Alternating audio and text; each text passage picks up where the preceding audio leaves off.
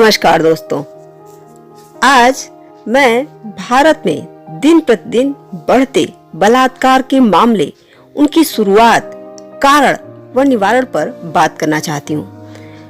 आपने महाभारत, रामायण या सिकंदर के आक्रमण के समय किसी भी काल में बलात्कार शब्द को नहीं सुना होगा। या ईस्ट इंडिया कंपनी द्वारा ही भारत को बहुत लूटा गया, परंतु बलात्कार शब्द को नहीं सुना गया।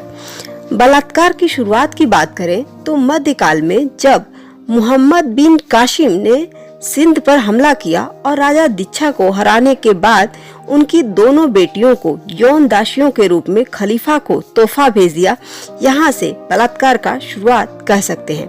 उसके बाद गजनवी द्वारा सोमनाथ मंदिर लूटने के बाद उसके सैनिकों द्वारा हजारों महिलाओं के साथ बलात्कार किया जाना सामने आता है।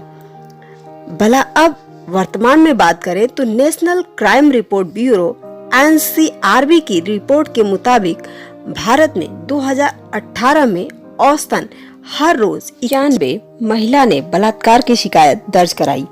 आंकड़े के अनुसार भारत महिलाओं के लिए अब भी सुरक्षित नहीं हो पाया है। 2012 में नई दिल्ली में चलती बस में पैरामेडिकल की छात्रा से जघन्य बलात्कार और हत्या के मामले से गुस्साए हजारों लोग न्याय की मांग को लेकर सड़कों पर उतर आए थे। निर्भया कांड के बाद देश में यौन हिंसा के मामले को लेकर सख्त कानून और फास्ट ट्रैक कोर्ट की मांग की गई थी। उसके बाद देश में महिलाओं के खिलाफ हिंसा को लेकर कानून सख्त किए गए, लेकिन महिलाओं के खिलाफ हिंसा अब भी बेरोक-टोक जारी है। NCRB के मुताबिक 2018 में महिलाओं ने करीब 33,356 बलात्कार के मामलों की रिपोर्ट की। एक साल पहले 2017 में बलात्कार के 32,559 मामले दर्ज किए गए थे, जबकि 2016 में यह संख्या 38,947 थी। दूसरी ओर NCRB के आंकड़ों के मुताबिक देश में दुष्कर्म के दोषियों की सजा देने की दर सिर्फ 27.2% है। 2017 में दोषियों को सजा देने की दर 32.2% थी। NCRB के आंकड़े बताते हैं कि हत्या, अपहरण और महिलाओं के खिलाफ होने वाले अपराधों में पिछले साल के मुकाबले बढ़ोतरी हुई है। महिला अधिकार समूहों का कहना है कि महिलाओं के खिलाफ हिंसा के कई बार कम गंभीरता से लिया गया है और पुलिस मामलों की जांच में संवेदनशीलता की कमी दिखाती है। राष्ट्रीय महिला आयोग की पूर्व अध्यक्ष ललिता कुमार मंगलम कहती हैं, देश को अब भी पुरुष चला रहे हैं। केवल एक महिला प्रधानमंत्री इंदिरा गांधी की होने से चीजें नहीं बदल जाएंगी। बहुत सारे जज अब भी पुरुष हैं।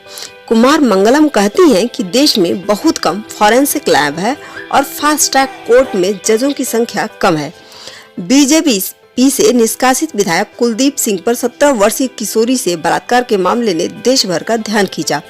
पीड़ित किशोरी ने पुलिस पर कार्रवाई न करने का आरोप लगाया था और मामला बढ़ने के बाद केस को दिल्ली ट्रांसफर किया गया और कुलदीप सिंह सेंगर को उम्र कैद की सजा हुई।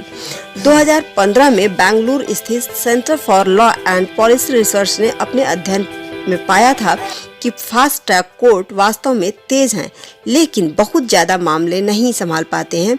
वहीं दिल्ली स्थित partners for law in development द्वारा 2017-16 में एक अध्ययन में पाया गया है कि फास्ट ट्रैक कोर्ट अभी भी औसतन 8.5 महीने केस निपटाने में लेते हैं, जो कि अनुशासित अवधि से 4 गुना से अधिक है। अब बात करते हैं कि इन बलात्कार के केसेस को बढ़ने के मुख्य कारण क्या हैं। देश में इतनी ज्यादा संख्या में ये केसेस क्यों बढ़ रहे हैं? तो सबसे पहला कारण है फैलता नशा। नशा आदमी की सोच को विकृत कर देता है, उसका स्वयं पर नियंत्रण नहीं रहता और उसके गलत दिशा में बहकने की संभावनाएं 100% बढ़ जाती हैं। ऐसे में कोई भी स्त्री उसे मात्र शिकार ही नजर आती है और इसी नशे की वजह से दामिनी और गुड़िया शिकार हुई थी। अभी तक की सारी रिपोर्ट देखी जाए तो 85% मामलों में नशा ही प्रमुख कारण रहा है। हमारे देश में नशा ऐसे बिक रहा है जैसे मंदिरों में प्रसाद। आपको हर 1 किलोमीटर में मंदिर मिले ना मिले, पर शराब की दुकान जरूर मिल जाएगी। और शाम को तो लोग शराब की दुकान की ऐसी परिक्रमा लगाते हैं कि अगर वो ना मिली तो प्राण ही सूख जाएंगे। यानी सबसे पहला कारण है नशा। इसका दूसरा कारण है पुरुषों की मानसिक दुर्बलता। स्त्री देह को लेकर बने सस्ते चुटकुलों से लेकर चौराहों पर होने वाले छिछोरी गपशप तक और इंटरनेट पर परोसे जाने वाले घटिया फोटो से लेकर हल्के बेहुदा कमेंट तक में अधिकतर पुरुषों की गिरी हुई सोच से हमारा सामना होता है। पोर्न फिल्में और फिर उत्तेजक किताबें पुरुषों की मानसिकता को दुर्बल कर देती हैं और वो उस उत्तेजना में अपनी मर्यादाएं भूल बैठता है और यही तनाव ही बलात्कार का कारण होता है। ईश्वर ने नर और नारी की शारीरिक संरचना भिन्न इसलिए बनाई है कि यह संसार आगे बढ़ सके।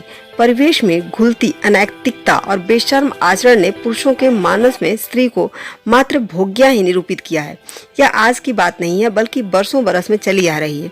एक निर्जीव मानसिकता है जो दिन प्रतिदिन फैलती जा रही है। हमारी सामाजिक मानसिकता भी स्वार्थी हो जा रही है। फलस्वरूप किसी भी मामले में हम स्वयं को शामिल नहीं करते और अपराधी में व्याप्त सामाजिक स्तर पर डर नहीं बन पाता है। तीसरा, महिलाओं का कमजोर आत्मविश्वास। महिलाओं का अगर आत्मविश्वास प्रबल हो तो कोई भी पुरुष उनसे टक्कर नहीं ले सकता। महिलाओं को शारीरिक रूप से सबल बनना चाहिए और वो मन से भी खुद मजबूत समझे। विपरीत परिस्थितियों से लड़ने की ट्रेनिंग उन्हें बचपन से ही मिलनी चाहिए। हमारा समाज लड़कियों की परवरिश इस तरह से करता है कि लड़की खुद को कमजोर और डरपोक बनाती चली जाती है। हमें अपनी बेटियों को निडर बनाना चाहिए। महिलाओं को अपने साथ अपनी सुरक्षा के साधन हमेशा साथ रखने के लिए हमें उन्हें जागरूक करना चाहिए।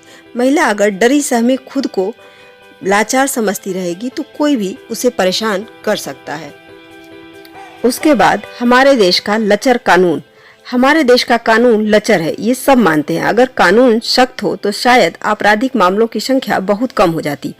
कमजोर कानून और इंसाफ मिलने में देर भी बलात्कार की घटनाओं के लिए जिम्मेदार है। देखा जाए तो प्रशासन और पुलिस कमजोर नहीं है, कमजोर है उनकी सोच और समस्या से लड़ने की उनकी इच्छा शक्ति। पैसे वाले जब आरोपों के घेरे में आते हैं तो प्रशासनिक शिथिलताएं उन्हें कटघरे के बजाय बचाव के गलियारे में ले जाती हैं। पुलिस की लाठी बेबस पर जितने जुल्म ढाती है, सक्षम के सामने वही लाठी सहारा बन जाती है। अब तक कई मामलों में कमजोर कानून से गलियां ढूंढकर अपराधी के बच निकलने के कई किस्से सामने आ चुके हैं। कई बार सबूत के अभाव में न्याय नहीं मिलता और अपराधी छूट जाता है। अब बात करते हैं कि इसे रोका कैसे जा सकता है। बच्चों में किशोरावस्था में अपने बदलते शरीर के लिए काफी जिज्ञासा होती। इस जिज्ञासा को वे माँ बाप और समाज से छुपकर पूरा करते हैं। यौन शिक्षा उन्हें इन पर खुल कर बात करने पर अवसर देगी, खतरों से परिचित कराएगी और उन्हें यौन संबंधों के बारे में फैसला लेने में सक्षम बनाएगी। रिश्तों और यौन विषयों पर खुलकर बातचीत करना उन लोगों को भी डराएगा जो बच्चों और किशोरों की मासूमियत का फायदा उठाकर उनका शोषण करते हैं। बच्चों को यौन हिंसा से बचाने के लिए घरों में और स्कूलों में इस विषय पर चर्चा को कोई विकल्प नहीं है। साथ ही शोषण के मामलों का पता चलने के बाद उससे निपटने की संरचना भी जरूरी है। यह काम स्कूलों में मनोवैज्ञानिकों की भर्ती के साथ किया जा सकता है जो स्कूली बच्चों को शोषण के ट्रॉमा से निकलने की मदद दे सके। पुलिस और न्यायपालिका की संरचना को भी बच्चों के उपयुक्त बनाने की जरूरत होगी ताकि ऐसे मामलों में दोषियों को जल्द सजा दी जा सके और बच्चों की मदद की जा सके। बच्चे समाज का भविष्य होते हैं, उन्हें शोषण और हिंसा से बचाकर ही उस भविष्य की नींव रखी जा सकती है जिसमें शोषण और हिंसा की कोई जगह न हो।